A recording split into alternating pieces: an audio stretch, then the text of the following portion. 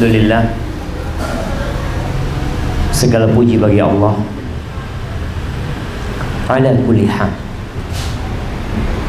dalam semua kondisi. Kalau kita melihat kondisi dunia, mereka tercabik-cabik, mereka kebingungan, mereka tidak tahu apa yang harus diperbuat, sehingga sebagian negara lockdown, tutup negara. Yang di dalam nggak bisa keluar, yang di luar nggak bisa masuk. Beberapa waktu yang lalu Anda ngisi di Kuwait, mereka WA Ana, Ustaz, kita sudah selesai urusan. Nggak ada lagi sholat berjamaah, nggak ada lagi sholat Jumat, semua di rumah masing-masing. Di beberapa negeri lebih menakutkan lagi, orang nggak boleh keluar rumah kecuali dengan surat jalan. Ada apa sebenarnya? Seberapa kuat makhluk kecil ini yang dikenal dengan COVID-19? Sebuah makhluk yang kecil, yang dia naik pesawat tanpa tiket, dia masuk ke negeri tanpa visa dan paspor, dia melewati semua penjagaan tersebut untuk memporak-porandakan sebuah negeri. Dan tatkala ditanya siapa yang bertanggung jawab, maka jangan cari kambing hitam, kita yang bertanggung jawab. Makhluk kecil itu ciptaan Allah Azza wa Jalla. Kenapa Allah ciptakan itu makhluk? Ya, Allah ingin kita kembali kepada. Tatkala Allah memberikan azab kepada kaumnya Fir'aun, berbagai macam azab Allah berikan kepada mereka.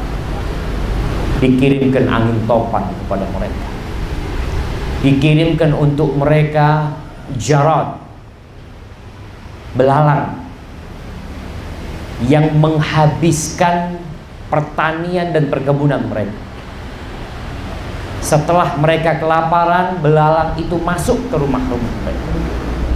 Pintu-pintu rumah mereka dimakan belalang, daun pintunya dimakan belalang, dan kusennya dimakan belalang.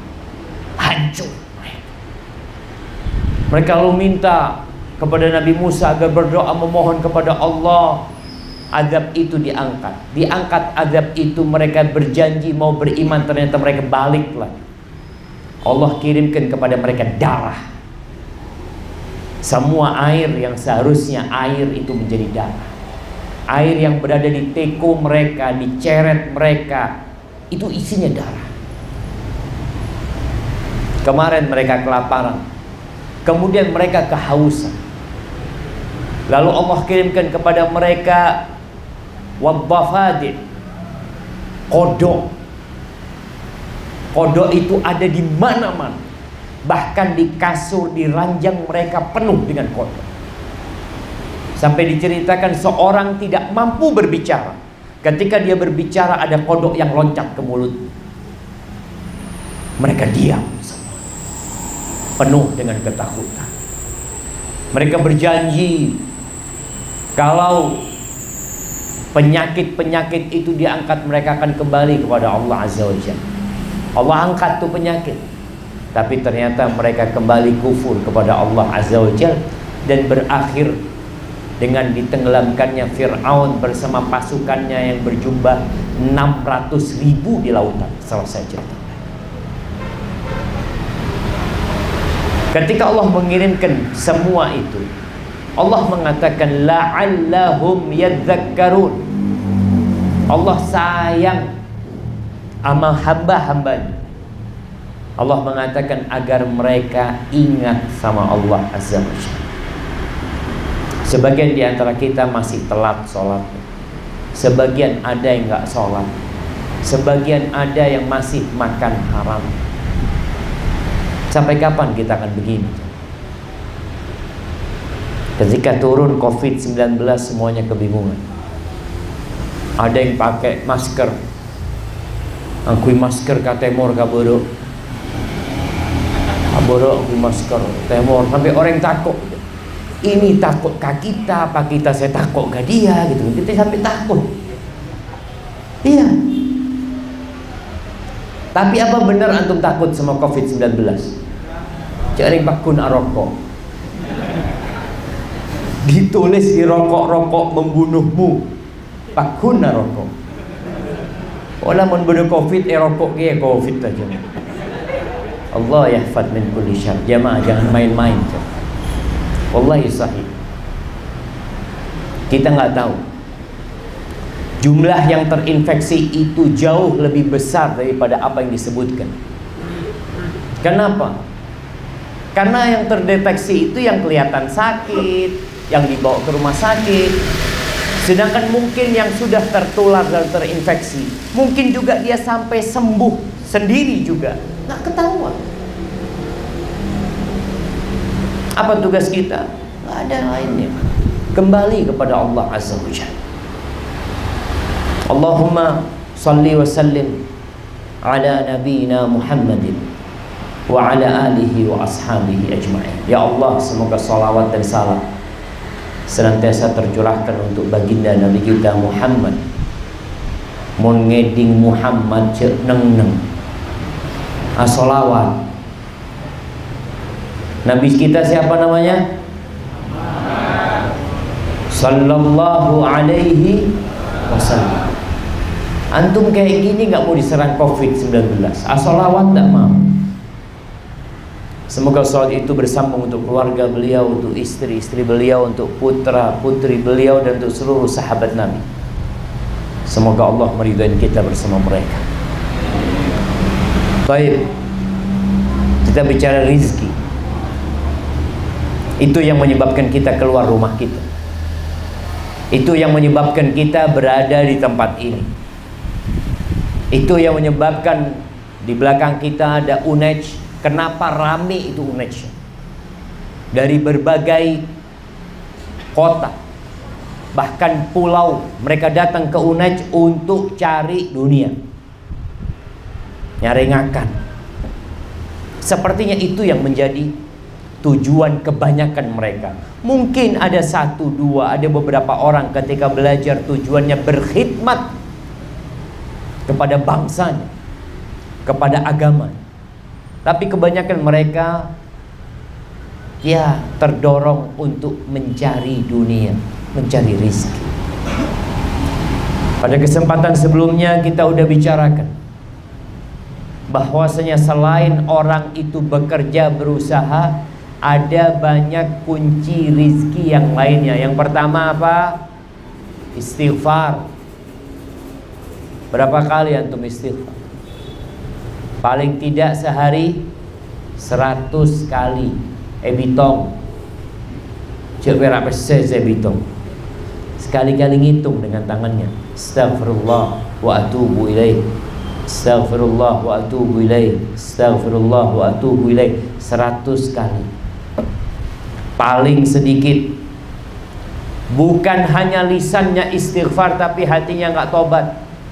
Istighfar lisannya, hatinya mohon ampun sama Allah. Ya Allah, ampuni hamba. Ya Allah, hamba banyak dosa. Ya Allah. Berapa banyak dosa yang kita lakukan. Dan tidak ada bala yang turun kecuali melainkan dosa penyebab. Dan tidaklah diangkat kecuali dengan tobat kepada Allah Azza wa Jalla. Yang kedua, bertakwa kepada Allah, yang hakikatnya menjaga diri kita dengan melaksanakan perintah Allah dan menjauhi larangannya. Kita bacakan pada waktu itu firman Allah Azza wa Jalla, walau anna ahlal qura amanu wattaqau lafatahna alaihim barakatin minas sama'i wal ard walakin kadzdzab. Andai kata penduduk negeri itu beriman dan bertakwa, niscaya Allah akan bukakan pintu berkah. Beriman dan bertakwa. berkah, rizkinya bermanfaat. Kalau antum melihat ada orang kaya, Ustaz, kaya raya, sholat nggak pernah, ke masjid Jumatan nggak, maksiat kerjaannya, ya kita melihat, tapi rizkinya kok banyak. Nah, berkah dicabut dari dia. Banyak rizkinya tapi tidak dapat menikmati uang yang dia miliki. Antum tahu banyak mobil-mobil bagus yang naiki siapa? Supir. Majikannya nggak bisa naik, nggak bisa, sakit. Dia punya mobil mewah yang menikmatin supirnya. Berapa banyak villa-villa yang Masya Allah mahal harganya, mewah dan indah. Siapa yang menempati? Pembantu. Bosnya belum tentu nempati. Wallahu alam kapan dia nempati. Kadang-kala sampai mati, mungkin bertahun-tahun dia cuma sekali dua kali ke tempat tersebut. Jadi hilang berkahnya. Beriman dan bertakwa, antum dapat rezeki berkah. Yang ketiga, tawakal. Apa artinya tawakal? Apa? Angkat tangan yang mau jawab. Mana hadiahnya jemaah? Ada hadiahnya enggak? Ada. Baik, fadhal. Berserah diri. Apa maksudnya berserah diri? Kasih contoh. Nih, kasih beliau. Nah, ya sebutkan namanya. Nama saya Eko. Nas Eko. Apa artinya Eko itu? Satu. Antum cuma anak satu-satunya? Anak pertama. Oh, anak pertama. Siap. Gimana Mas Eko? Berserah diri itu pasrah dengan kodrat Allah, pasrah dengan takdir yang diberikan oleh Allah. Siap, kasih hadiahnya. Jamaah, tawakal itu artinya percaya sama Allah dan menyerahkan semuanya sama Allah Azza wa Jalla. Ya udah. Bicara COVID-19, kita mungkin sudah cuci tangan kita dengan apa? Hand sanitizer. Mulut udah ditutup pakai masker. Salaman nggak mau. Nggak apa-apa. Kalau memang kita kadang-kala nggak mau salaman itu bukan karena kita takut sama orang ini, tapi kita menjaga orang ini. Mungkin ana yang terinfeksi, ana nggak tahu. Kita nggak tahu kalau kita terinfeksi. Kalau batuk pilek mulai lambat, batuk pilek tak beres-beres. Sekarang ini kondisinya mencekam. Kita laksanakan perintah Allah. Dan yang namanya tawakal itu adalah amalan hati. Amalan hati.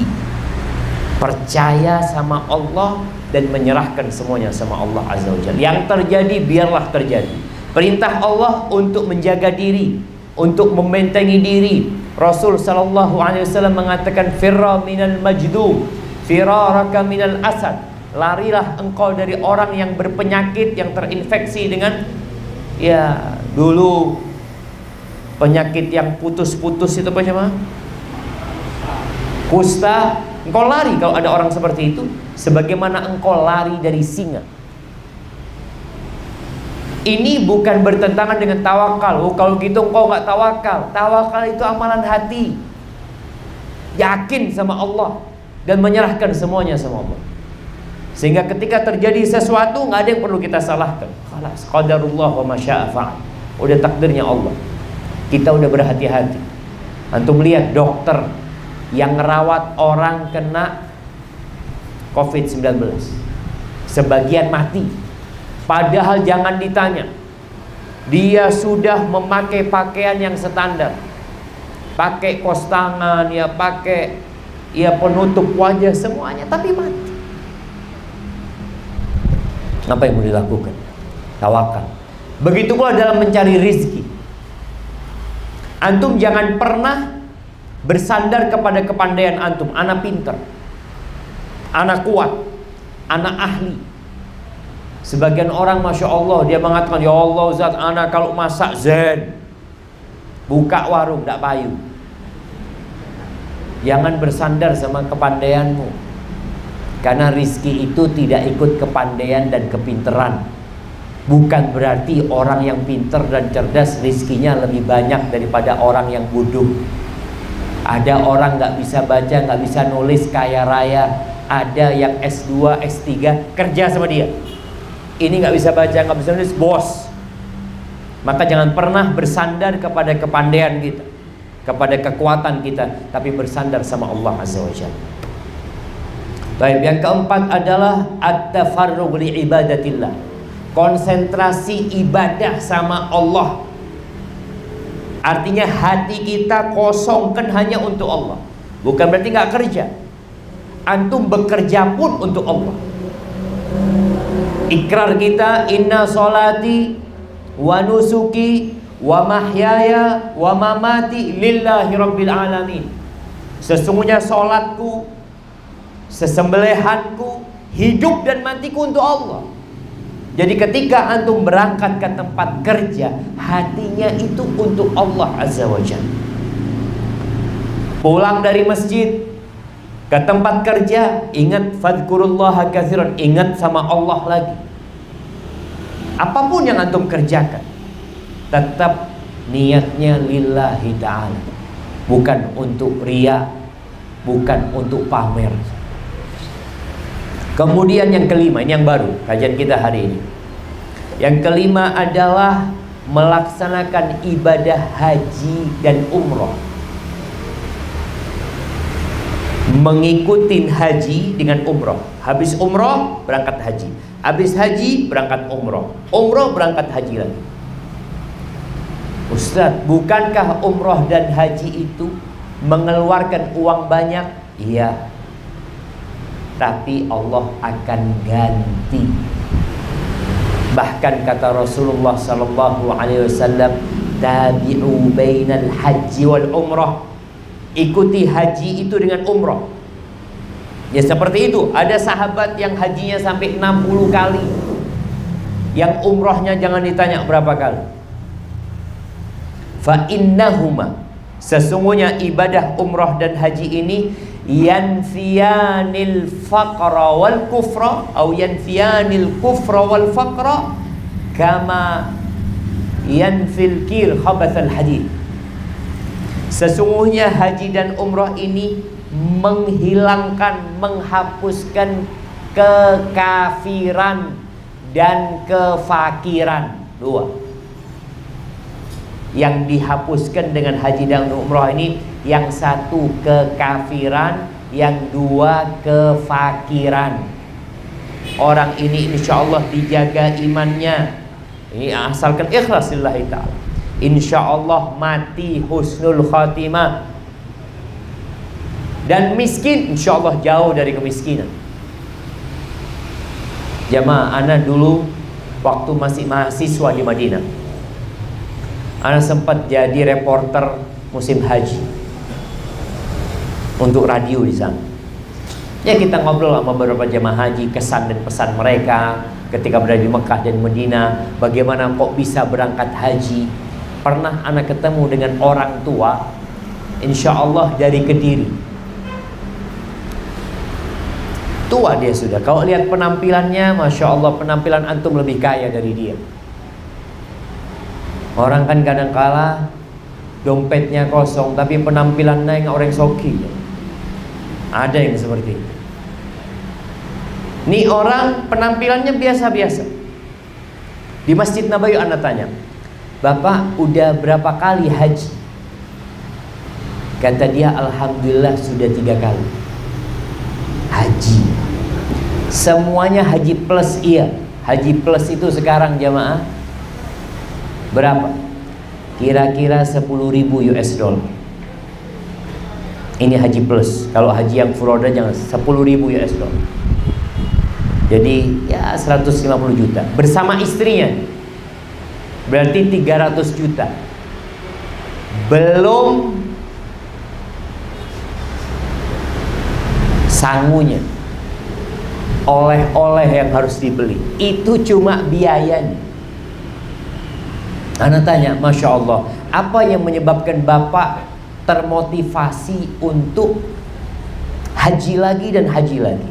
Dia cerita, Pak Ustadz, waktu saya haji yang pertama itu, saya ngomong sama istri, nanti kalau punya rezeki nggak usah haji lah, kita bangun masjid. Uangnya nanti kalau punya rezeki bangun masjid. Subhanallah, kata dia, Pak Ustadz, kita pulang haji dapat rezeki, dia punya usaha, dapat rezeki banyak Ustadz. Akhirnya kita bangun masjid. Selesai masjidnya, rezekinya nggak berhenti. Akhirnya kita gunakan daftar haji lagi. Berangkatlah kita haji yang kedua. Setelah haji yang kedua, ngomong lagi sama istri, nanti kalau punya rezeki ngapain kita? Oh, jalan di kampung kita aspal yuk. Kata dia, iyalah, nggak usah daftar haji, kita aspal tuh jalan di kampung. Masya Allah, pulang haji dapat rezeki di aspal jalan di kampung dia. Selesai ngaspal Pak Ustadz, rezeki itu datang lagi. Dan ini berangkat yang ketiga. Maka antum niatkan kalau punya rezeki berangkat haji. Orang tuanya tolong dimotivasi untuk berangkat haji. Sampaikan kepada orang tuanya. Kadangkala orang Indonesia ini punya mobil tapi nggak berangkat haji, punya rumah tapi nggak berangkat haji. Punya rumah itu wajib apa sunnah? Wajib apa sunnah? Nggak wajib, nggak sunnah. Antum nggak punya rumah sampai mati di rumah kontrakan dosa? Enggak dosa. Ya Allah, anak mati di rumah kontrakan, su'ul khotimah. Nggak ada su'ul khotimah. Jadi karena memang punya rumah itu bukan sebuah kewajiban. Artinya ada orang yang sampai mati di rumah kontrakan, nggak apa-apa, nggak dosa. Mobil, wajib apa nggak punya mobil? Sekarang antum ada taksi online, nggak punya mobil sampai mati nggak dosa. Tapi kebanyakan orang kadangkala baru punya rezeki yang dipikir apa? Oh, renovasi rumah, bangun rumah, beli mobil, daftar haji. Punya rezeki yang pertama daftar haji. Haji ini kewajiban buat orang yang mampu. Mampu itu gimana Pak Ustadz? Mampu itu punya bekal dan punya kendaraan. Jadi para ulama dulu ngomongnya kalau bicara istitoah itu azadu warrahilah, bekal dan kendaraan. Jadi wajib. Kalau antum punya bekal dan punya kendaraan, karena dulu berangkatnya pakai onta, kalau sekarang alhamdulillah pakai pesawat. Jadi ketika seorang muslim punya kemampuan, apa kemampuannya tadi? Alhamdulillah Pak Ustadz, apalagi dapat warisan. Ini anak-anak kadang-kadang kalau ngelihat bapaknya sakit-sakitan, ya Allah, kodak mati ya bapak. Kenapa? Karena dipikir warisan. Warisan itu uang nemu. Kalau dapat warisan, bo daftar haji. Yang pertama dilakukan daftar haji. Daftar haji sekarang berangkatnya kapan jemaah? Kalau antum umurnya 40 tahun, daftar berangkat kapan? Wallahu a'lam. Antum mungkin sudah mati, mungkin sudah pakai kursi roda, wallahu a'lam. Maka tolong sampaikan ke orang tua kita. Antum jangan ngerepotin yang minta motor, minta ini itu. Orang tua punya rezeki, ayah daftar haji ayah. Sekarang daftar haji itu berapa? 25 juta? Kalau nggak salah 25 juta itu dapat kuota. Nanti pelunasannya itu ketika waktu setahun sebelum berangkat atau pada tahun keberangkatan. Ikuti, jangan takut miskin. Kenapa? Karena dijamin. Kata Nabi SAW, fa innahuma yanfiyanil kufra wal faqr. Ini bicara haji. Kemudian amalan yang selanjutnya adalah silaturrahim. Ini yang keenam, menyambung silaturrahim. Apa artinya silaturrahim? Mari jemaah, apa artinya silaturrahmi?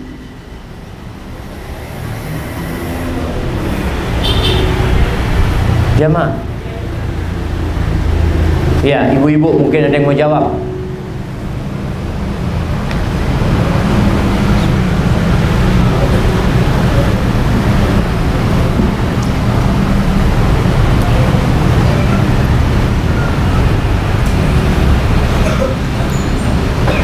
Masa ada yang mau jawab? Ana tunjuk kalau ada yang mau jawab. Nah, ya, yang sebelah kiri ini.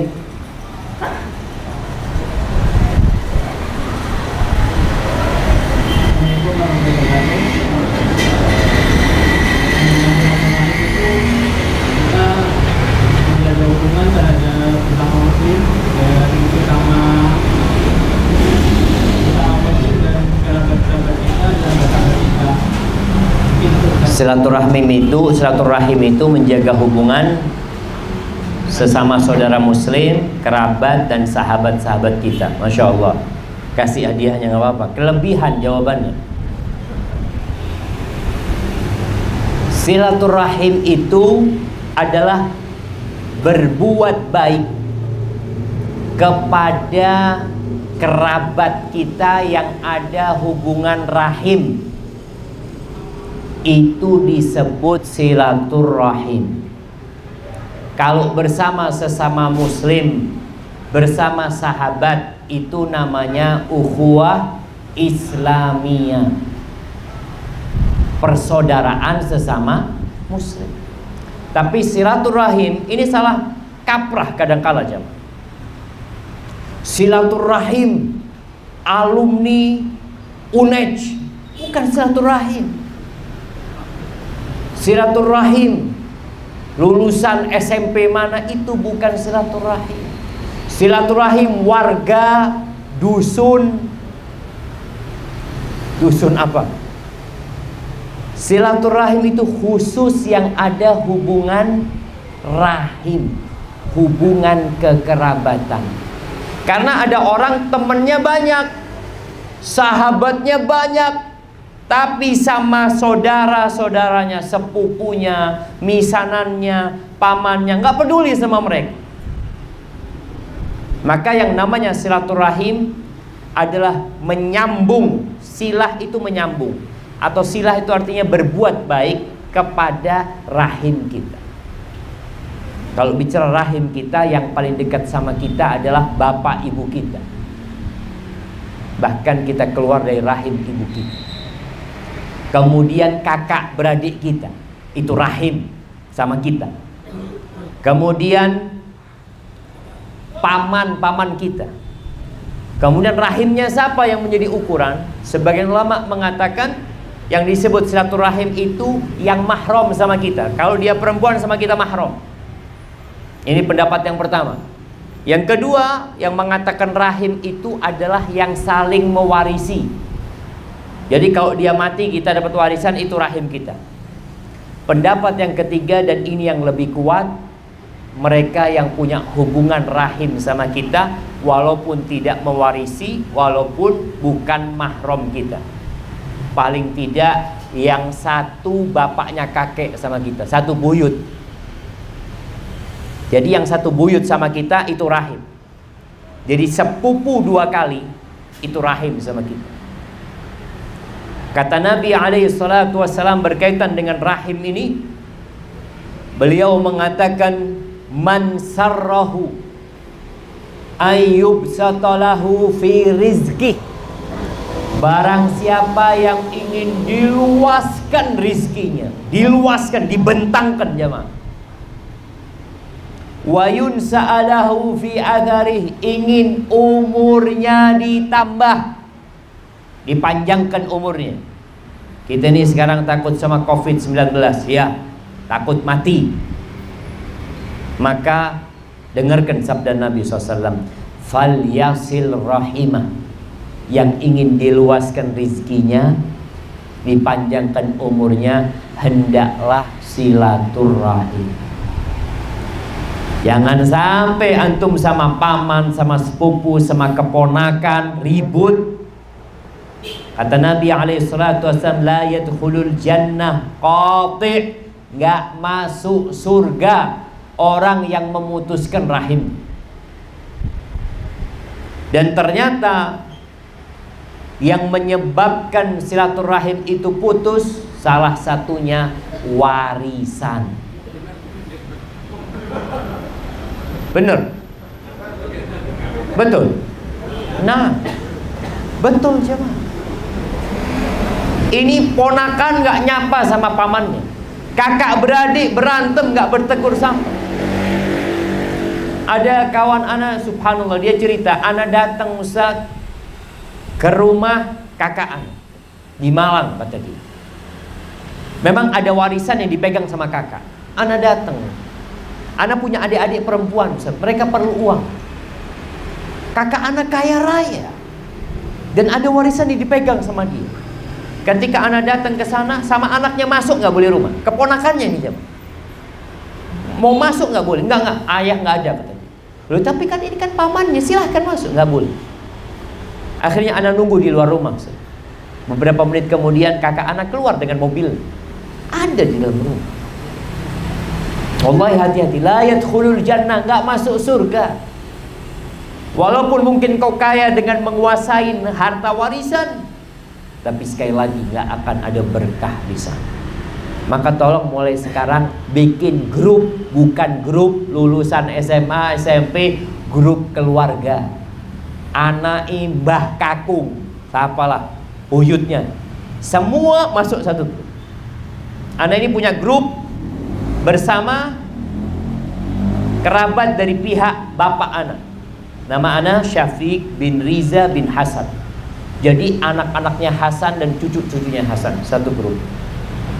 Ana juga punya dari ibu ana namanya Ni'mah binti Sulaiman. Semua anak-anaknya Sulaiman. Kita bikin satu grup. Ketika ada yang sakit, ketika ada yang perlu uang, ketika ada perlu bantuan, kerabat ini semua yang bantu. Dan subhanallah, kalau kita lihat takdir Allah ini indah. Hampir di semua keluarga itu ada satu atau dua yang sukses. Sisanya mungkin susah hidupnya, tapi ada yang sukses. Ketika mereka menjaga silaturahim, insya Allah bicara mengentas kemiskinan, yang mungkin Indonesia selalu tiap tahun berpikir tingkat kefakiran, kemiskinan belum berkurang atau bertambah. Salah satu yang harus digarap itu bukan hanya membuka lapangan pekerjaan, tapi membuka hati orang-orang beriman supaya silaturahim. Ada orang yang sama kawannya royal, sama sahabatnya royal, ke warung ditraktir sama dia, keponakannya nggak pernah dia bantu, pamannya sakit nggak pernah dia kunjungi, memutuskan rahim dia. Walaisal wasil bil mukafi, kata Nabi alaihi salatu wassalam, yang disebut orang yang menyambung rahim itu bukan yang bales-balesan, bukan yang bales-balesan. Dia kasih hadiah, kita kasih hadiah. Dia berkunjung, kita berkunjung. Bukan. Yang disebut orang yang menyambung rahim itu adalah alladzi idza quti'at rahimuhu wasalaha. Yang kalau silaturahim diputus, dia sambung.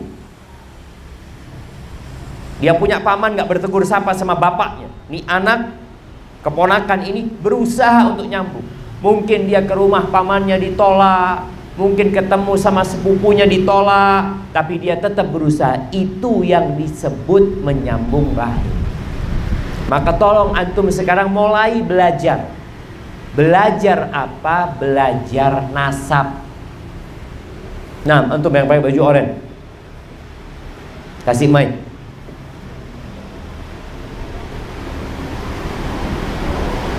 Nah, sebutkan namanya. Assalamualaikum warahmatullahi wabarakatuh. Waalaikumsalam warahmatullahi wabarakatuh. Nama saya Muhammad Zuhri. Namanya Muhammad Zuhri. Muhammad Zuhri bin Muhammad Zaini. bin Muhammad Zaini bin nih sama Mbani Dewi Darul. Masa sama kakeknya lupa? Enggak, soalnya kakek meninggal sebelum saya lahir. Bukan masalahnya meninggal, namanya. Subhanallah. Baik, kasih hadiah. Rasulullah sallallahu alaihi wasallam mengatakan, ta'allamu min ansabikum. Belajarlah nasab kalian. Kenapa disuruh belajar nasab kalian? Nasab kita nih. Matasilu bihi arhamakum, supaya kalian bisa silaturahim. Ketika antum gak hafal sama nasabnya, ya gimana kita akan silaturahim? Mungkin di tempat kerja sama misanannya atau sepupunya 2 kali, agak jauh nih, gak saling berkenal jemaah. Kalau itu saudaranya. Dan ini juga yang menyebabkan silaturahim mungkin agak sulit di Indonesia, karena orang itu namanya panjang-panjang. Coba namanya para sahabat Nabi. 1, namanya Nabi Muhammad SAW. Siapa? Ya Muhammad. Muhammad bin Abdullah bin Abdul Muttalib bin Hashim bin Abdi Manaf bin Qusay. 1 semua namanya. Tapi orang Indonesia, Muhammad Ali Zainal Abidin bin Sulaiman Toha Solihin. Itu namanya bin, panjang-panjang semuanya. Maka nanti kalau antum nikah punya anak, cukup anaknya dikasih nama 1 nama. Nama yang kedua dan ketiga, nama ayahnya, nama kakeknya. Sehingga itu anak kemanapun pergi, bawa nama bapak dan kakeknya. Ketika awal-awal anak pulang dari Madinah, anak ceramah, anak minta nasab anak disebutkan lengkap. Nama anak Syafiq bin Riza bin Hasan bin Abdul Qadir bin Salim bin Zain, bahasa lama. Ketika nama itu disebutkan, anak ketemu banyak kerabat di Jakarta. Syafiq, ente masih saudara sama anak. Syafiq, banyak ketemu. Karena dari nama saja orang sudah tahu itu saudara anak. Tapi kalau namanya aja udah nggak hafal, nasabnya nggak hafal, gimana kita silaturahim? Maka tolong kita lihat sahabat Nabi, namanya ndak neko-neko aja. Namanya Umar siapa? Ya Umar, Umar bin Khattab. Namanya Utsman, siapa namanya? Utsman bin Affan. Ali siapa namanya? Ya Ali bin Abi Thalib. Yang perempuan nih, mbak-mbak yang perempuan, namanya 3, namanya 4. Coba namanya putri-putri Nabi Muhammad SAW, 1 semuanya. Fatimah binti Muhammad, Zainab binti Muhammad, Ruqayyah binti Muhammad. Karena tujuannya adalah menjaga silaturahim ini. Dan kunci menjaga silaturahim, menghafal nasab. Tulis nasab itu. Adakan pertemuan, ketahuin kondisi orang-orang. Ini untuk buka pintu rizki kita aja. Kemudian yang ke-7, sedekah. Kalau ingin rizkinya dilancarkan, subhanallah, kata Allah Azza wa Jalla, wa ma anfaqtum min syai'in fahuwa yukhlifuhu wa huwa khairur raziqin. Apa saja yang kalian sedekahkan pasti Allah ganti. Percaya nggak antum diganti sedekah? Wallahi jamaah, cerita orang-orang itu masya Allah. Ana sendiri dalam kehidupan ini melihat janji Allah itu sehingga yakin dikasih ganti.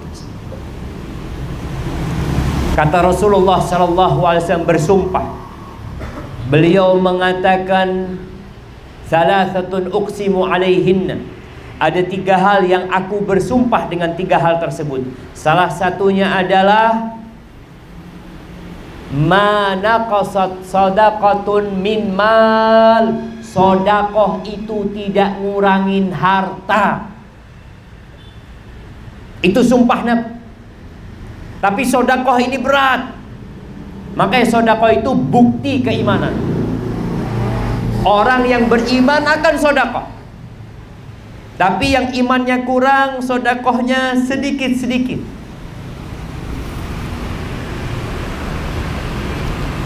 Masya Allah.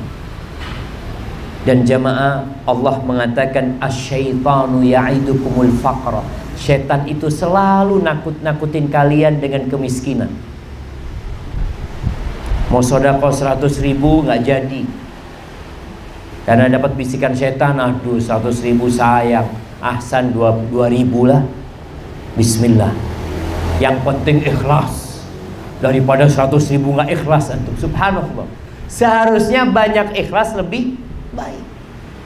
Dan tiap hari Rasul sallallahu alaihi wasallam mengatakan bahwa tiap hari itu ma min yaumin yusbihul ibad. Tiap pagi itu ada 2 malaikat yang turun. 2 malaikat turun ini berdoa. Yang satu mengatakan Allahumma a'ti munfiqan khalafan. Ya Allah, berikan kepada orang yang suka berinfak ganti, kasih ganti. Wa a'ti mumsikan talafan. Berikan kepada orang yang bakhil kehancuran, kebinasaan di hartanya. Jadi mulai saat ini antum dapat gaji, langsung keluarkan sedekah. Kalau bisa berapa persen coba? Kalau bisa itu 1/3. Kenapa 1/3? Semakin banyak yang antum sedekahkan, semakin banyak gantinya. Nabi SAW pernah bercerita, seorang lagi di padang rumput atau padang pasir, dia melihat awan. Ternyata dari awan itu terdengar suara. Suara itu mengatakan isqi hadiqata fulan, sirami kebunnya fulan. Dari awan. Ini Nabi yang cerita sallallahu alaihi wasallam. Lalu orang ini mengikuti awan itu. Ternyata awan itu bergerak menuju ke padang batu. Kemudian dia menurunkan airnya di gunung batu itu. Di gunung batu itu airnya ternyata berkumpul di satu jalur air, berkumpul di sana semua. Diikutin air ini kemana? Nggak ada kebun di sana. Awan itu menunjukkan kebun fulan. Diikuti sampai ke sebuah kebun. Kebun itu nggak kena hujan. Airnya masuk ke dalam kebun. Di pintu kebun itu ada orang yang lagi ngatur jalannya air. Lalu orang ini mengucapkan Assalamualaikum. Waalaikumsalam. Namamu fulan? Ditanya. Iya, namaku fulan bin fulan. Seperti yang disebutkan di awal. Lalu orang ini tanya, loh kenapa engkau tanya namaku? Kata dia, aku mau tanya, apa yang engkau lakukan dengan hasil kebunmu itu? Sehingga aku mendengar namamu disebutkan di langit. Kata orang ini, ya karena engkau sudah mendengar itu, maka aku akan buka. Dia cerita, kebun ini hasilnya aku bagi 3. 1/3 aku makan, 1/3 aku kembalikan ke kebun, 1/3 aku sedekahkan.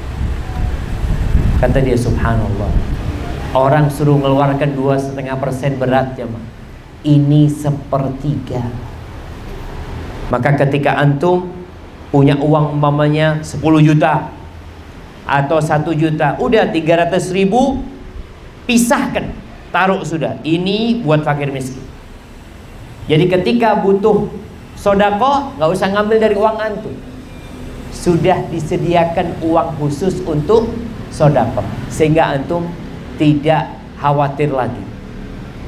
Kemudian jamaah, Rasulullah sallallahu alaihi wasallam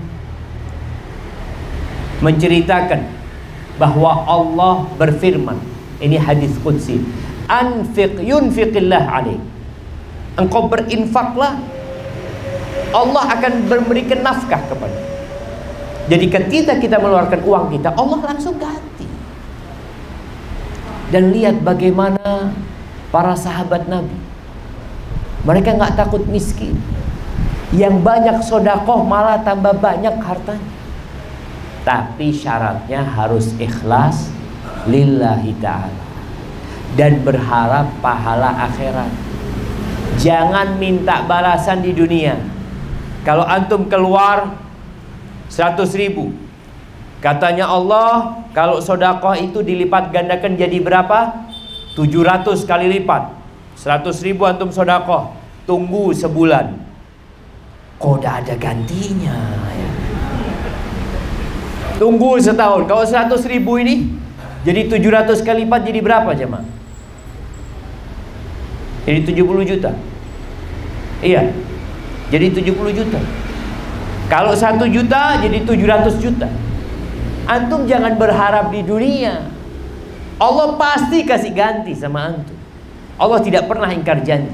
Soalnya kalau kita berharap ganti di dunia, gantinya itu bisa jadi kesehatan. Antum sodako, Masya Allah. Nih, juga untuk menghadapi COVID-19, salah satunya adalah dengan cara banyak sodako, banyak membantu orang lain.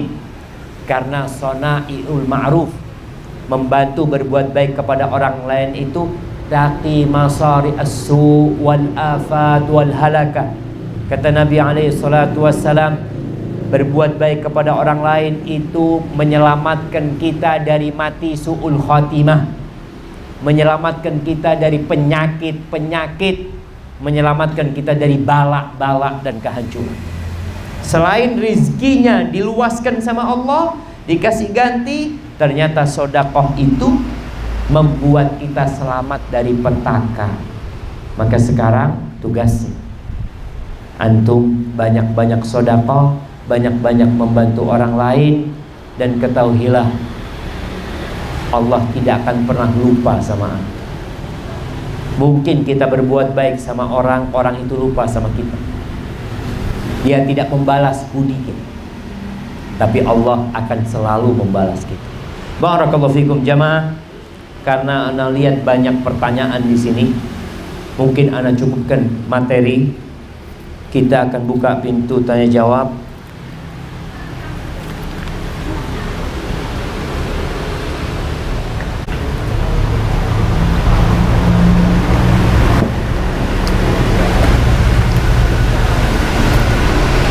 Bismillah. Assalamualaikum WRWB. Jangan disingkat. Doa itu jangan minta sama Allah masa amin. YR ya Rabbal Alamin disingkat apa? Amin YRB. Masa YRB antum minta sama Allah Subhanahu wa taala? Tulis yang lengkap, warahmatullah wabarakatuh. Tadi Ustadz sempat menyinggung masalah warisan. Apakah wajib untuk kita di sini, saya anak, meminta hak waris untuk ibu saya? Untuk ibu saya. Karena keluarga ibu tidak memberi warisan yang seharusnya diberikan pada ibu saya. Waalaikumsalam WRWB.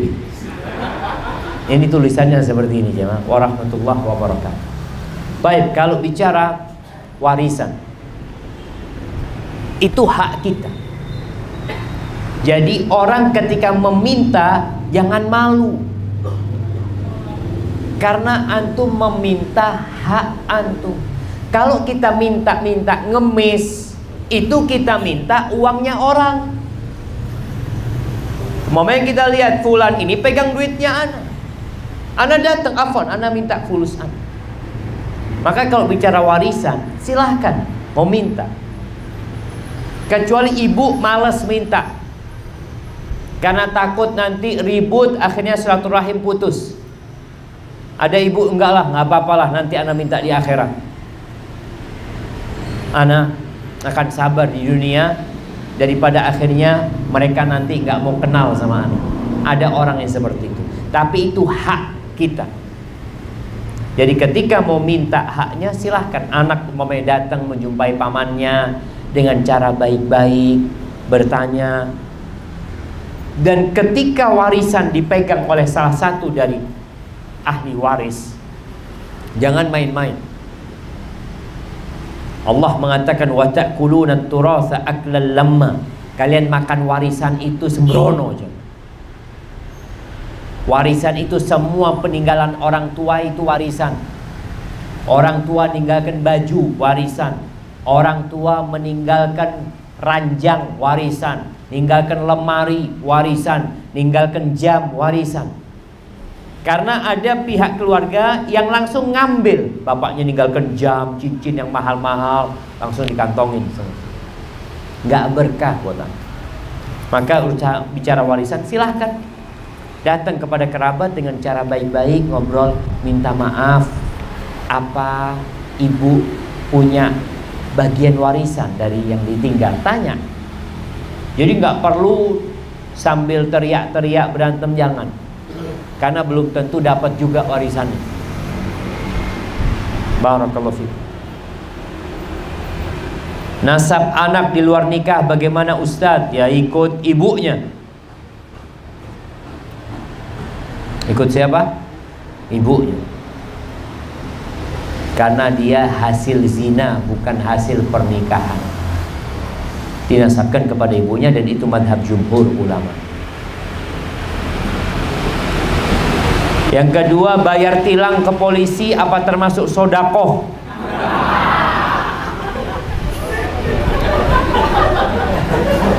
Apa ya jemaah?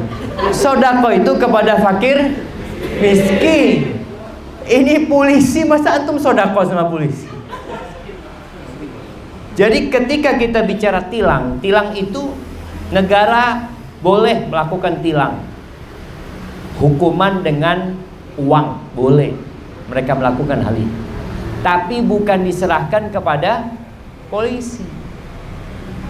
Diserahkan kepada siapa? Kepada pihak yang berwajib. Akan polisi pihak yang berwajib, Ustaz. Ya kalau dia menyampaikan kepada negara, silahkan, nggak apa-apa. Ada yang namanya titip tilang. Boleh titip tilang. Jadi kita bayar di tempat, kasih kwitansi gitu. Resmi bayar. Ketika resmi seperti itu, ya sudah, itu nggak masuk ke kantongnya polisi. Kecuali kalau polisinya bikin kertas sendiri jemaah. Tapi insya Allah enggak, ada yang resmi aja. Seperti itu.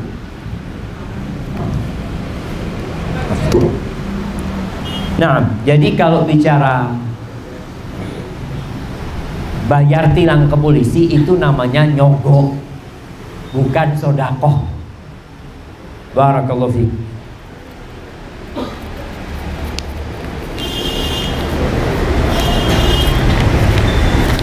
Nah, ini ada pertanyaan, saya mau bertanya, apakah kalau kita pernah berbohong kepada orang tua, akankah berpengaruh kepada seretnya rezeki kita?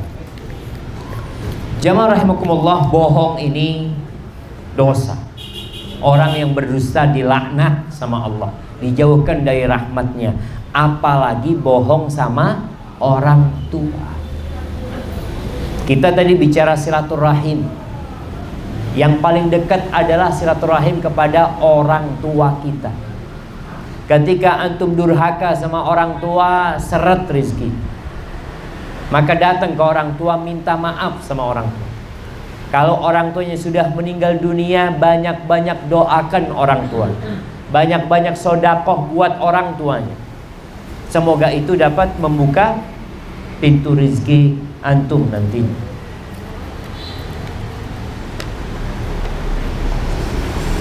Assalamualaikum Ustaz. Waalaikumsalam. Apa sebenarnya tugas suami dalam rumah tangga selain mencari nafkah? Dan bagaimana menggerakkan hati suami ketika dia begitu malas? Ini model-model kayak gini nih, ada perempuan yang salah pilih suami.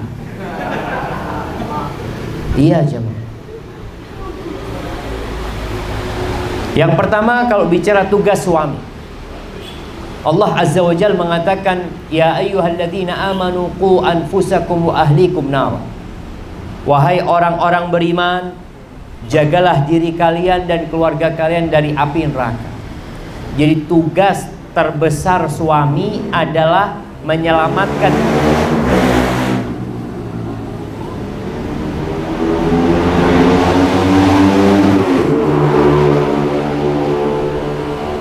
Masya Allah. Nah, tugas terbesar seorang suami adalah menyelamatkan istri dan anak-anaknya dari api neraka. Bukan hanya menjadi mesin pencari uang. Karena sebagian suami berpikir yang penting anak kerja. Enggak. Engkau perlu mendidik istrimu, ngajarin istrimu, ngajarin anak-anakmu. Maka di sini seorang wanita ketika menikah jangan hanya melihat kepada wajah suaminya.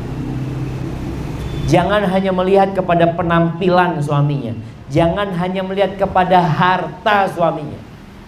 Nabi SAW menyuruh para wanita ketika hendak menikah melihat kepada dua hal. Yang pertama agama suami, yang kedua akhlak dan karakter suami. Kalau bicara agama, agama itu ada agama yang minimal. Minimal suaminya itu melaksanakan kewajiban, meninggalkan yang haram. Sholat paling enggak 5 waktu. Walaupun dia enggak sholat qobliyah, ba'diyah, yang penting 5 waktu alhamdulillah. Puasa Ramadan, ini Ustaz laki anak, ini Ustaz ya Allah diajak puasa Senin Kemis enggak pernah mau. Yang penting dia puasa Ramadan alhamdulillah. Jadi ada batas minimal.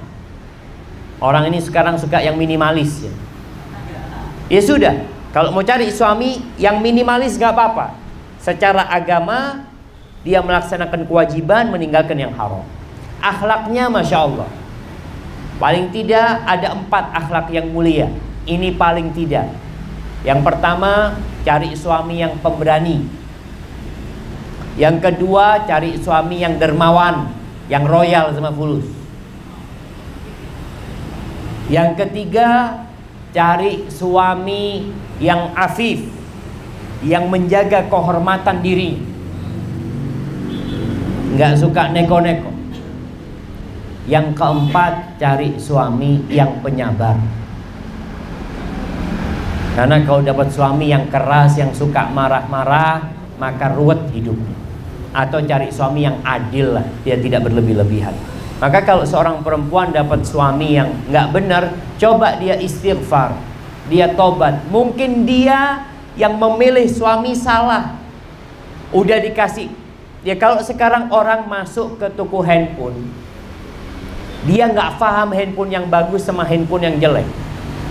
Pulang dapat handphone gosok. Yang disalahkan siapa? Penjualnya itu sing dodolan, kata yang jualan, antum kok mau? Antum kok mau sama handphone ini? Anak kasih pilihan banyak. 1, 2, 3, 4, 5, 6 ini. Antum cari yang murah kan? Sudah fadhol. Masa murah cari yang bagus ya? Maka paling tidak tadi berusaha untuk istighfar. Mungkin dia tidak mendengarkan sabda Nabi SAW dan aturan memilih pasangan hidup. Banyak di antara ya orang-orang sekarang menikah karena pacaran. Sebelum nikah sudah berbuat dosa. Setelah nikah hilang cinta, yang ada siksaan batin dia nanti.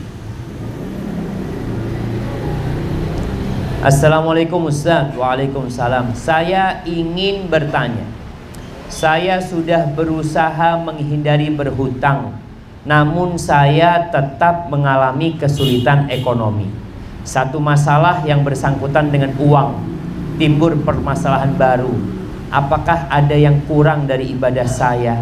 Apa mungkin ini balasan dari dosa saya yang lalu? Terima kasih. Barakallahu fiik. Ya, kalau bicara utang, pernah kita bahas utang itu hamun billail, kegalauan di malam hari, wadullun fin nahar, kehinaan di siang hari. Orang kalau punya utang susah tidur. Siang ketemu orang malu, apalagi ketemu orang yang punya uang. Apa yang harus dilakukan? Yang pertama, kalau bicara ini mungkin dosa masa lalu, iya, mungkin sekali. Allah Azza wa Jalla mengatakan, Man ya'mal su'an yujzabi. Barang siapa berbuat dosa pasti dibales. Nggak main-main. Makanya nanti orang pada hari kiamat itu akan kebingungan ketika mendapatkan kitabnya, semua ditulis di sana. Dosa besar, dosa kecil, dosa yang mungkin antum sudah lupa. Kita tuh udah lupa, tapi ternyata udah ditulis di sana. Maka nasihat ana buat orang yang terlilit hutang ini, kembali kepada Allah, banyak istighfar, taubat, ingat-ingat dosa dia. Mungkin dia pernah makan harta orang, mungkin dia pernah nipu orang, mungkin dia pernah menyakitin orang. Ini hubungannya kita harus minta maaf sama orang tersebut ketika kita melakukan dosa ini. Kemudian hendaklah hidup minimalis. Kalau orang merasa anak kok terus berurusan sama utangnya, gak mari-mari urusan utang ini, coba puasa sunnah. Makannya dikurangin. Udah. Dulu makannya 3 kali, sekarang 2 kali. Uangnya itu mudah-mudahan sisanya bisa untuk melunasi utang. Sambil berdoa. Doa yang diajarkan Nabi Muhammad SAW. Apa doa supaya dilunasi utangnya? Iya. Ya mah. Oh ini nggak punya utang semua, alhamdulillah Ustaz. Jadi nggak perlu baca doa itu. Jadi doanya ini ada 2. Doa sebelum berhutang agar tidak terlilit hutang, dan doa ketika sudah punya utang. Sebelum berhutang, berlindung dari hutang. Minta, ya Allah, aku berlindung kepadamu dari dosa dan hutang. Allahumma inni a'udzubika minal ma'thami wal maghram. Doa itu. Ada doa lain, doa min dhala'id dain wa a'udzubika min dhala'id dain wa qahrir rijal. Aku berlindung kepadamu dari terlilit hutang dan ditindas oleh laki-laki. Karena biasanya orang kalau berhutang itu datang debt collector, akhirnya dia disiksa. Kita berlindung kepada Allah dari 2 hal, dari terlilit hutang dan ditindas oleh orang-orang. Itu sebelum berhutang. Dan ketika berhutang, minta kepada Allah, Allahumma kfina bihalalika an haramika wa aghnina bifadlika amman siwa. Ya Allah, cukupkan kami dengan yang halal darimu, agar gak perlu sama yang haram. Dan dengan karuniamu supaya kita gak perlu sama orang, malu kita minta-minta sama orang. Itu doanya. Barakallahu fikum.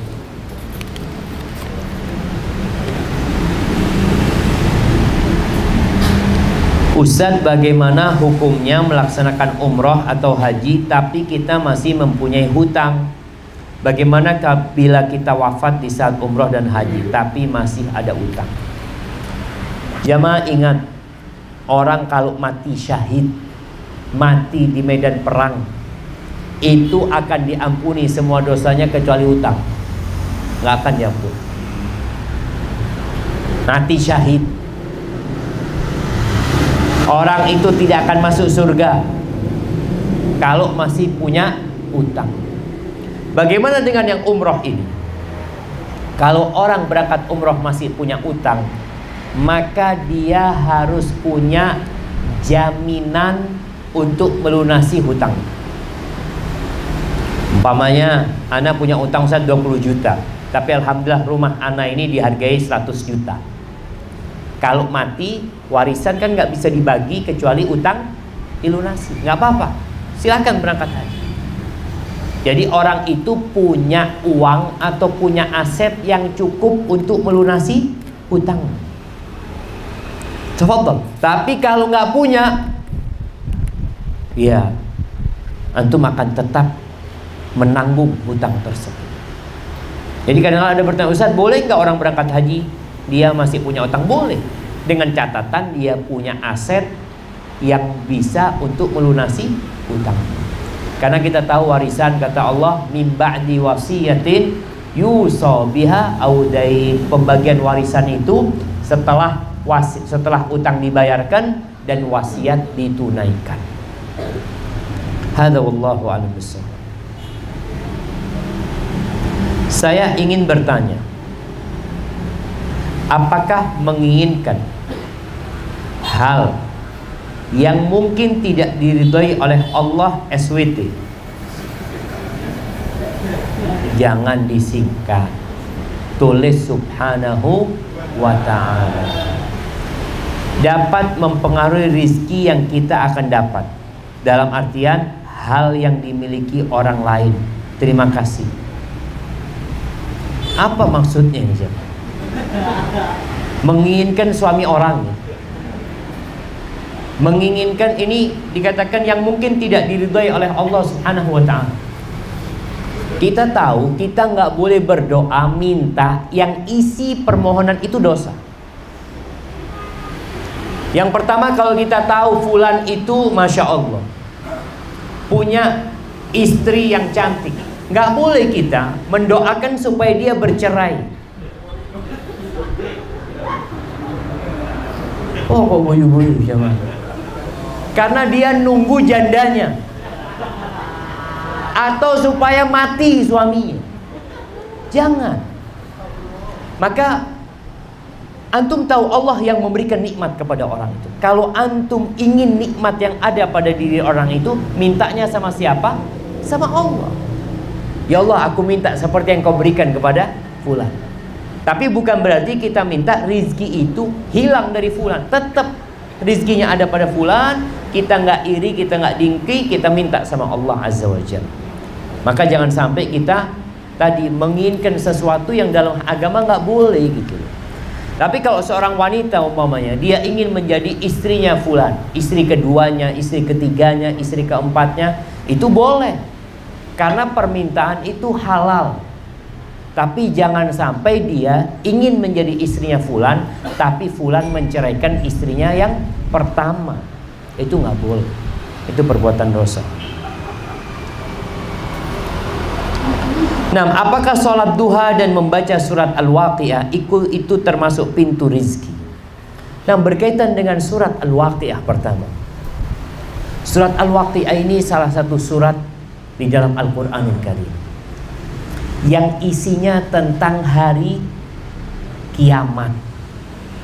Jadi ketika antum baca surat Al-Waqi'ah, hendaklah menghayati isinya, bukan mikirin dunia. Ini bicara kiamat, antum anak kepingin duit ya ke. Ini kiamat yang dibicarakan. Memang ada hadis yang menjelaskan bahwasanya siapa yang selalu membaca surat Al-Waqi'ah, insya Allah dijauhkan dari kefakiran. Tapi hadis itu lemah. Namun bukan menghalangi kita untuk baca surat Al-Waqi'ah. Baca surat Al-Waqi'ah. Kalau antum baca surat Al-Waqi'ah, insya Allah dijauhkan dari kefakiran. Kenapa? Karena antum melihat, ya Allah, ono apa mikirin dunia ini? Idza waqa'atil waqi'ah laisa liwaqa'atiha kadhibah khafidatur rafi'ah. Kita coba hayatin tuh satu persatu ayat, insya Allah antum gak akan ditimpa kefakiran. Tapi kalau cuma baca supaya rizkinya lancar tanpa memaknai dan memahaminya, maka ketahuilah Quran diturunkan untuk diamalkan dalam kehidupan ini. Adapun sholat duha, iya, nanti kita akan bahas sebenarnya. Rasulullah SAW mengatakan, Allah berfirman, Ya ibna Adam, irka'li fi awalin nahar akfika akhirah. Wahai anak Adam, rukuklah engkau di awal siang 2 rakaat, aku akan cukupin kau sampai akhir. Jadi ketika orang itu sholat duha, insya Allah dicukupi sama Allah Azza wa Jalla. Ada doa setelah sholat duha, Allahumma inna duha'a duha'uka wal baha'a baha'uka. Ingat, doa ini bukan dari Nabi Muhammad SAW. Jadi ketika orang mau berdoa, jangan sampai dia meyakini doa itu dari Nabi Muhammad SAW. Itu doa bikinan. Tapi kita mau berdoa, silahkan berdoa minta sama Allah SWT dengan doa apa saja. Tapi kalau bisa, doa yang diajarkan oleh Nabi Muhammad SAW. Barakallahu fiikum. Apakah zalim dengan rizki orang bisa membuat rizki kita menjadi sulit? Mentang-mentang kita punya kuasa dan jabatan.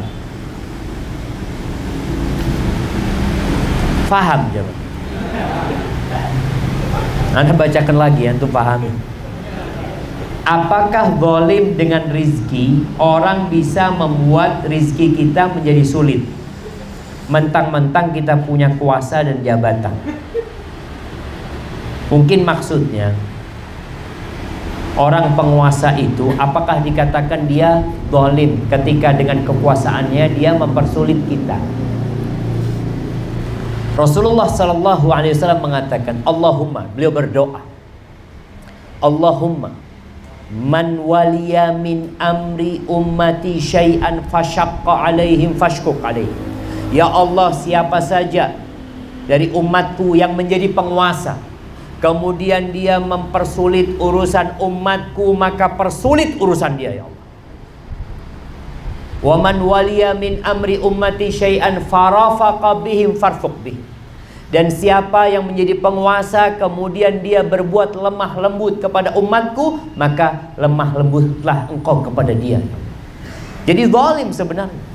Orang ketika berkuasa, dia itu dikasih kekuasaan supaya menjalankan amanah. Anda itu sampai sekarang masih bingung jemaah, kenapa orang rebutan jadi bupati, rebutan jadi kepala desa, rebutan jadi gubernur, rebutan jadi presiden. Apa sih yang diperebutkan? Kalau bicara pekerjaan, lebih enak jadi orang biasa atau jadi penguasa? Antum jadi orang biasa, malam tidur, keluar rumah, nggak akan tanggung jawab, jalan di depan rumah bolong karena hujan, siapa yang tanggung jawab? Penguasa. Bakal ditanya sama Allah tuh bupati, kenapa jalannya bolong-bolong? Loh, betul jemaah. Penguasa itu dikasih amanah sama rakyat. Makanya Umar bin Khattab radhiyallahu anhu ketika dia jadi khalifah, dia itu sempat menangis. Aku itu takut nanti ditanya sama Allah, kalau ada seekor keledai atau bagla yang tersandung di Efrat di Irak sana, aku takut ditanya, kenapa jalan yang kau tidak luruskan? Itu keledai. Bagaimana dengan manusia? Karena itu amanah. Makanya berpikir, kenapa kau rebutannya? Allahu a'lam. Ambisi kadangkala manusia untuk berebut. Jadi ketika menjadi penguasa, ingat, kekuasaan itu amanah. Engkau akan ditanya sama Allah Subhanahu wa taala. Barakallahu fikum. Nah, silahkan. Dalam artian di sini saya nanti setelah saya gajian nanti kita makan bareng. Tapi yang saya ajak itu uangnya pakai hasil hutang yang ke orang tersebut. Uangnya dia? Iya. Tapi di lain hari nanti uangnya tidak usah diganti ya, itu pakai uangmu yang aku hutang. Tenang. Siap, barakallahu fiik. Terima kasih. Assalamualaikum. Waalaikumsalam warahmatullahi wabarakatuh. Jamaah paham sekarang kan? Ya, itu temennya ada di sini. Oh, di tempat lain ya, alhamdulillah. Baik, yang pertama, ketika kita berhutang sama orang, ada syarat. Orang kalau berhutang itu syaratnya harus niat mengembalikan. Kalau kita berhutang tapi kita niat tidak mengembalikan, maka kita terhitung mencuri. Idza man akhadha amwalan nas la yuridu adaaha. Barang siapa yang ngambil hartanya orang tapi dalam hatinya dia enggak mau mengembalikan, laki Allah yaumal qiyamah sariqan. Dia akan berjumpa dengan Allah pada hari kiamat seperti orang yang mencuri. Hukumnya pencuri dia, karena dia niatnya enggak mau bayar. Jadi ketika antum ngambil uang dia dengan niat tidak mau membayar, maka itu sudah dosa. Tapi gimana Ustaz? Dia ini bakhil Ustaz, pelit. Ya urusan dia sama Allah. Nggak perlu antum berinisiatif untuk mengeluarkan. Iya, jangan sampai jadi Robin Hood. Robin Hood itu ngambil uangnya orang kaya diberikan kepada fakir miskin. Itu masih ada baiknya karena dikasih orang miskin. Ini antum makan sendiri gitu. Jadi kalau Robin Hood kan masih dibagikan kepada fakir miskin. Kalau ini antum ngambil mau dimakan sendiri, maka nggak boleh. Jadi tetap ketika antum kepingin uang dia keluar, antum kasih nasihat ya. Antum sampaikan kepada dia, Mas ini loh, ada fakir miskin yang perlu kita bantu, ada orang yang sakit, sinilah uang antum keluarkan, kesian dia. Antum nanti digantiin insyaallah sama Allah. Seperti itu. Barakallahu fikum. Kasih hadiah ya.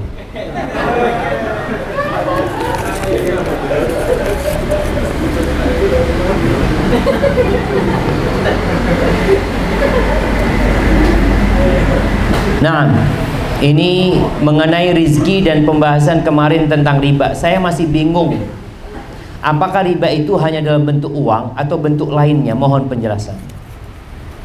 Jadi kalau bicara riba itu jamaah, mungkin panjang kita akan jelaskan, tapi anak akan ringkas agar kita mudah memahaminya. Kullu qardin jarra naf'an fahuwa riba.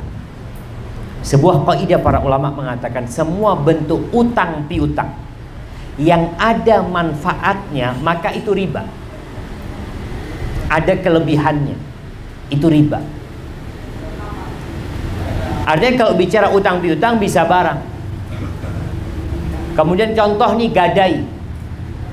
Orang gadaikan motor. Ana punya motor, ana gadaikan ke antum. Afwan, ana mau pinjam 1 juta motor, ana taruh di sini. Sudah, ana ambil uang itu, motor itu nggak boleh dipakai. Kalau dipakai riba. Kenapa? Karena antum dapat keuntungan dari uang 1 juta itu. Memang keuntungannya bukan uang, tapi keuntungannya manfaat bisa menggunakan motor. Padahal motor itu ya bisa dihargai uang juga. Contoh juga nih, bicara gadai sawah. Boleh gadai sawah, boleh. Tapi sebenarnya kalau sawah itu yang digadaikan itu adalah suratnya. Ketika gadai sawah, mamanya pinjam uang 3 juta. Sawah itu nggak boleh digarap dengan oleh pemilik uang. Kenapa? Kalau digarap, antum berarti riba. Karena dapat keuntungan dari penggarapan sawah. Seharusnya sawah itu disewakan, antum gratis. Kalau antum mau garap, antum bayar sewanya. Jadi seperti itu. Kalau kita bicara motor, orang beli motor kredit, boleh dalam Islam beli motor kredit, tapi tanpa riba. Artinya, Anda beli motor, momenya sama antum katakan, Ustaz kalau mau beli ini motor 2 juta Ustaz, kalau kredit 3 juta. Baik, sudah. Anda bayar 3 juta. Tapi ingat, tidak ada orang lain, orang ketiga yang bayarin kita 2 juta. Kemudian kita seakan-akan utang uang 2 juta, bayar 3 juta ke orang itu. Jadi kita bayarnya itu kepada pemilik barang. Memang hutang kepada pemilik barang. Tapi kalau kita beli barang sama fulan, nyicilnya sama fulan, berarti fulan ini bayarin uang, kemudian kita nyicil uang sama dia. Jadi bukan jual beli sebenarnya, utang piutang. Mungkin seperti itu. Tapi jemaah, Anda rasa cukup. InsyaAllah kita lanjutkan pada pertemuan yang akan datang. Kita memohon kepada Allah Azza wa Jalla nih, urusan COVID-19 yang membuat ekonomi juga seret, yang membuat sebagian orang hidup dalam kesusahan dan kesulitan, dan membuat negara kita juga kebingungan. Maka berdoalah memohon kepada Allah Azza wa Jalla untuk keselamatan diri kita dan keselamatan keluarga kita dan keselamatan negeri kita. Allahumma lakal hamdu kulluh wa lakas syukru kulluh wa ilaika yurja'ul amru kulluh. Allahumma inna nas'alukal afwa wal afiyah fid dunya wal akhirah. Allahumma inna nas'alukal afwa wal afiyah fi dini wa dunyaya wa ahli wa mali. Allahumma astur awrati wa amin rawati. Allahumma ihfad min baini aydina wa an aymanina wa an syama'ilina wa min fawqina wa na'udzu bika an nughtala min tahtina. Rabbana zalamna anfusana wa illam taghfir lana wa tarhamna lanakunanna minal khasirin. Allahumma adfa 'anna al-bala wal waba wal mihan waz zalazila ya rabbal alamin. Allahumma aslih waliya amrina wa ulata umuril muslimin. Rabbana atina fid dunya hasanah wa fil akhirati hasanah wa qina adzaban nar. Wa subhana rabbika rabbil izzati amma yasifun wa salamun alal mursalin walhamdulillahi rabbil alamin. Wassalamualaikum warahmatullahi wabarakatuh. Waalaikumsalam. Terima kasih banyak.